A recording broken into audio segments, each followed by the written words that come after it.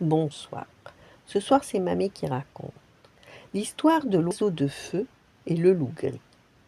Dans un royaume de Russie, régnait autrefois un tsar qui avait 3 fils, Dimitri, Vassili et Ivan. Ce tsar possédait un jardin extraordinaire. Sur l'un des arbres poussaient des pommes d'or. Or, voici qu'un jour, un mystérieux malfaiteur se mit à venir chaque nuit voler les pommes d'or. Le tsar en fut désespéré. Il appela ses fils et leur dit: Mes chers enfants, un grand malheur me frappe. Si l'un d'entre vous réussit à attraper le voleur de mes pommes d'or, je lui donne la moitié de mon royaume. La première nuit, ce fut l'aîné des fils, le tsarévitch Dimitri, qui monta la garde près du pommier aux fruits d'or. Mais il s'endormit, tout comme Vassili la nuit suivante. Vint alors le tour d'Ivan, le plus jeune des fils du tsar. Pour ne pas s'assoupir, il resta assis de longues heures sans jamais s'allonger. Il scrutait la nuit noire, quand tout à coup, le jardin s'illumina comme éclairé par 1000 soleils. L'oiseau de feu venait de se poser sur le pommier pour picorer des pommes d'or. Ses plumes dorées étincelaient, ses yeux scintillaient comme des cristaux d'Orient. Ivan le tsarévitch s'approcha doucement de l'oiseau et d'un bond l'attrapa par la queue. Mais l'oiseau de feu s'envola. Il ne resta qu'une plume dans la main du jeune homme. Le lendemain matin, Ivan courut trouver le tsar. Sire, mon père, j'ai vu l'oiseau de feu qui dévore vos grains, vos pommes d'or, mais hélas, il m'a échappé. Il ne m'a laissé que ceci. Et disant ces mots, il tendit au tsar la plume de l'oiseau de feu qu'il tenait jusqu'alors enveloppée. Au même instant, la pièce s'illumina, comme si on avait allumé 1000 bougies. Depuis ce jour, l'oiseau de feu cessa de voler les pommes d'or. Le tsar s'en réjouit, mais peu de temps après, la tristesse l'envahit à nouveau. Ses pensées revenaient sans cesse sur cet oiseau si merveilleux. Il lui fallait le posséder. À nouveau, le tsar appela ses fils et leur dit: Mes fils bien-aimés, scellez vos destriers et sillonnez le monde pour retrouver l'oiseau de feu. Celui qui me rapportera vivant, c'est à lui que je donnerai mon royaume. Les 2 aînés partirent ensemble sur leurs fringants coursiers, furieux que leur frère cadet ait réussi à attraper une plume de l'oiseau, alors qu'eux n'avaient même pas vu l'oiseau. Ils étaient prêts à tout pour éviter qu'Ivan n'hérite du trône à leur place. Le tsar hésita à laisser partir son cadet. Il était si jeune, mais Ivan insista.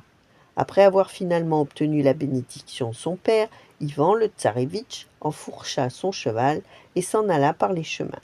Galopa-t-il longtemps ou non? L'histoire ne le dit pas. Toujours est-il qu'il arriva à un croisement de 3 routes, marquées par une borne en pierre. Et sur cette borne, il était écrit: Qui va tout droit risque de mourir de faim et de froid. Qui va à gauche perdra la vie, mais son cheval sauvera. Et qui va à droite restera en vie, mais son cheval mourra.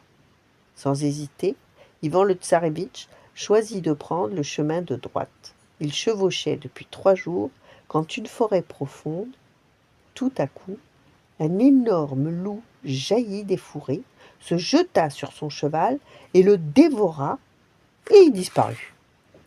Ivan pleura longtemps son beau cheval, puis il reprit courage et continua son chemin à pied.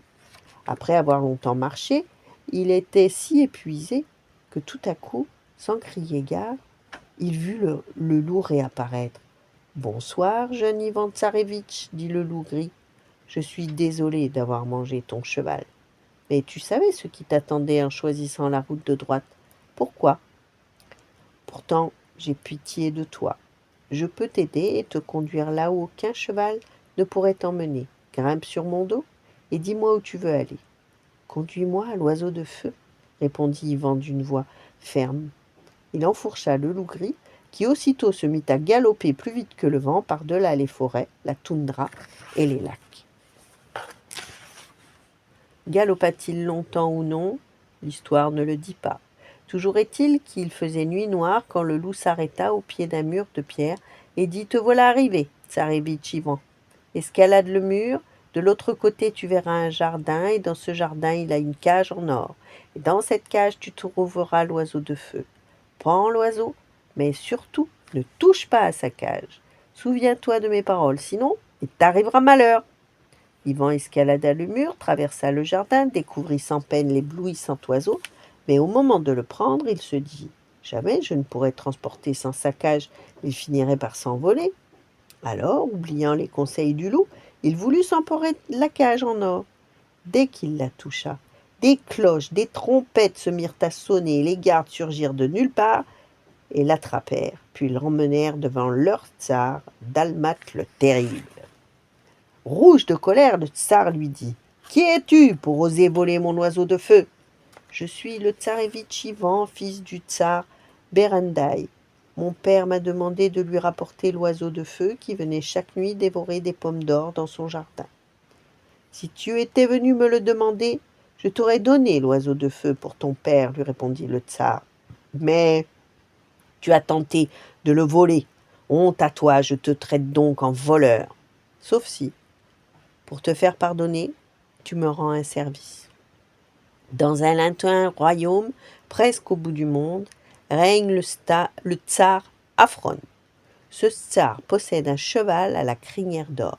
Si tu me ramènes cet animal merveilleux, je te laisserai partir sain et sauf avec la cage en or et l'oiseau de feu. » Fort triste, Yvan alla retrouver le loup gris et lui raconta ce qui s'était passé. Le loup l'écouta, puis lui dit: « Je t'avais bien recommandé de ne pas toucher à la cage. Pourquoi tu ne m'as pas écouté ?»« Pardonne-moi, loup gris. »« Bon, c'est bon, bougonna le loup, je vais t'aider encore. Allez, monte sur mon dos, partons à la recherche du cheval à la crinière d'or. » Et l'étrange monture fila plus vite que le vent en direction du royaume d'Afron. Galopa-t-il longtemps ou non? En tout cas, il faisait nuit noire quand le loup arriva devant les écuries royales. « À cette heure-ci, tous dorment, » dit le cheval à Yvan. « Entre sans bruit dans les écuries, prends le cheval à crinière d'or, mais surtout, ne touche pas à sa bride en or. Souviens-toi de mes paroles, sinon il t'arrivera malheur. » Ivan Tsarévitch entra tout doucement dans les écuries et prit sans peine le cheval à la crinière d'or. Mais quand il aperçut la bride en or accrochée au mur, il pensa: « Mais comment pourrais-je conduire ce cheval merveilleux sans cette bride étincelante ?» Alors il voulut décrocher la bride en or. Et dès qu'il la toucha, des cloches, des trompettes se mirent à sonner, les valets d'écurie se réveillèrent, accoururent, attrapèrent Ivan et l'emmenèrent chez le tsar Afron. « Qui es-tu pour oser voler mon précieux cheval ?» lui demanda le tsar. « Je suis Ivan Tsarévitch, fils du tsar Berendaï. »« Quelle honte, jeune Ivan, toi, un fils de tsar! Tu te conduis comme un malfaiteur, tu ne me l'avais demandé, je te l'aurais donné, mon cheval à la crinière d'or, mais tu as voulu le voler, je te traiterai donc en voleur. À moins que pour te faire pardonner, tu ne me rendes un service.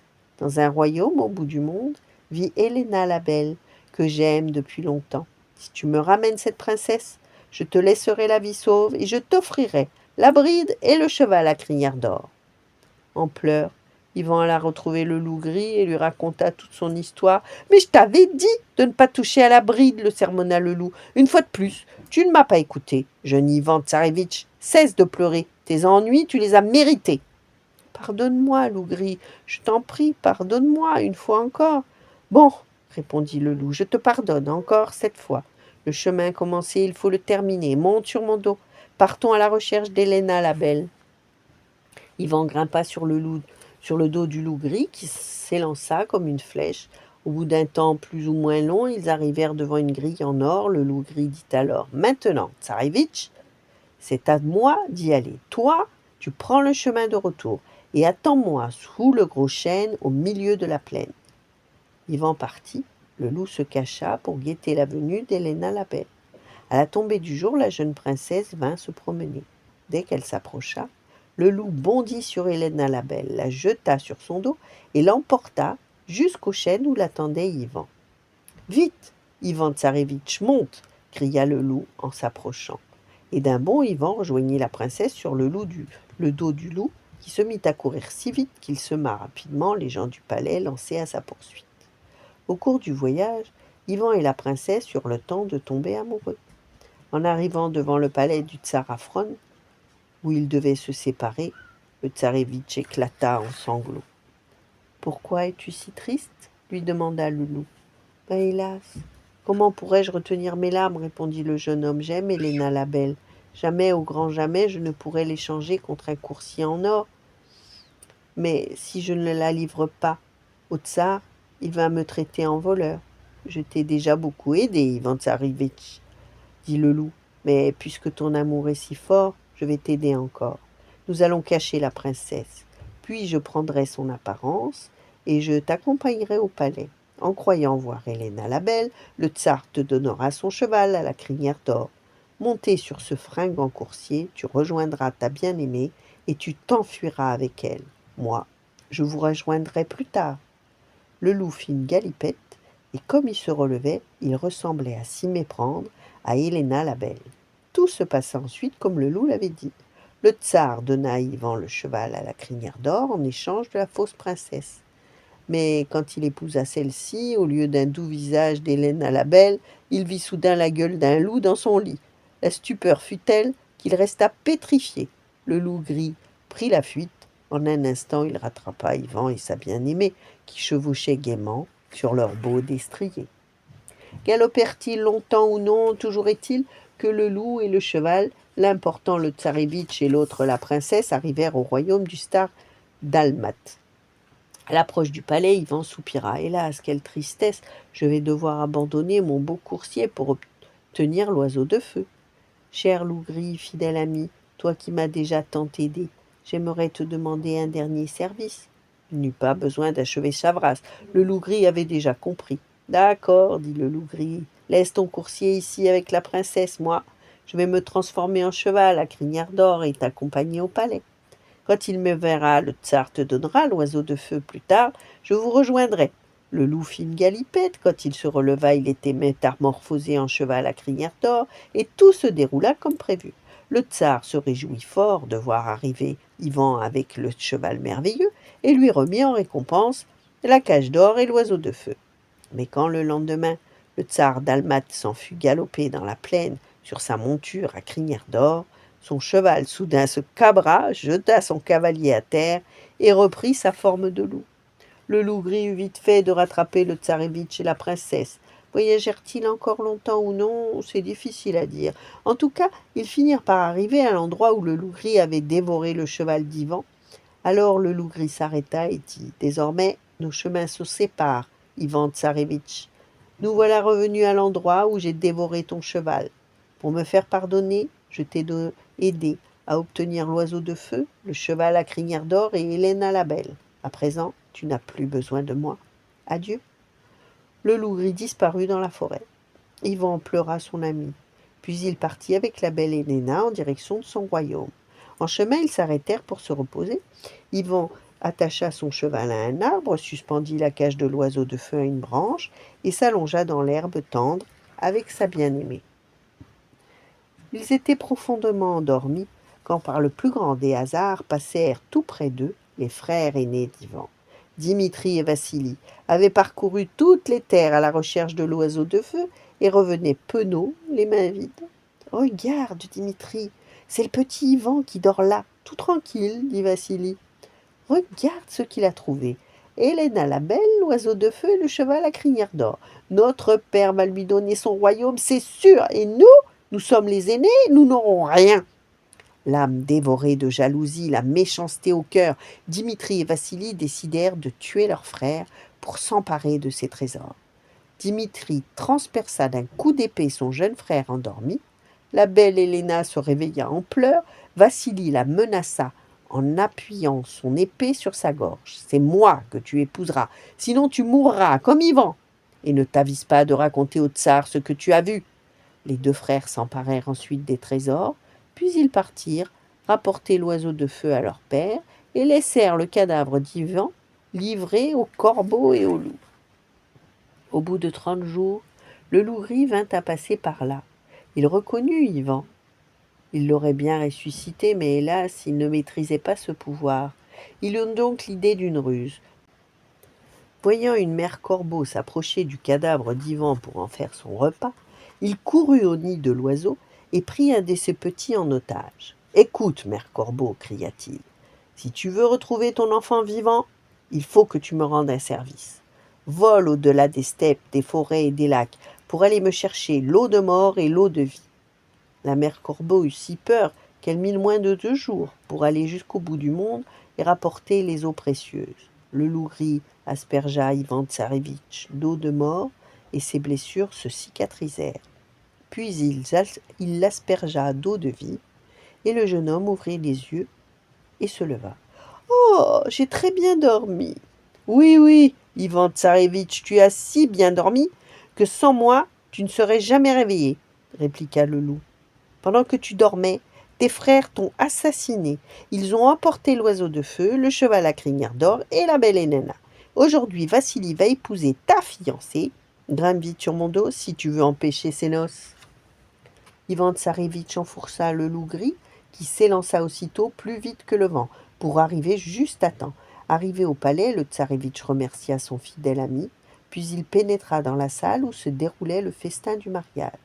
Dès qu'elle aperçut Ivan, la belle Héléna se leva, se précipita vers lui, l'embrassa de ses lèvres roses, puis s'écria « C'est lui, Ivan, mon véritable fiancé, non pas ce Vassili assis à mes côtés à table. C'est Ivan qui a trouvé l'oiseau de feu et les autres trésors. Ses frères ne sont que des voleurs, des lâches, des assassins. » Le tsar se fit raconter par Héléna toute la vérité. Sa colère contre ses fils aînés fut terrible. Il les jeta au cachot et l'on n'entendit plus jamais parler d'eux. En présence du loup gris, Ivan Tsarevitch épousa sa belle Héléna. Ensemble, ils vécurent heureux, sans connaître le mal, la lassitude, ni le chagrin. Voilà, bonne nuit, faites de beaux rêves et à demain.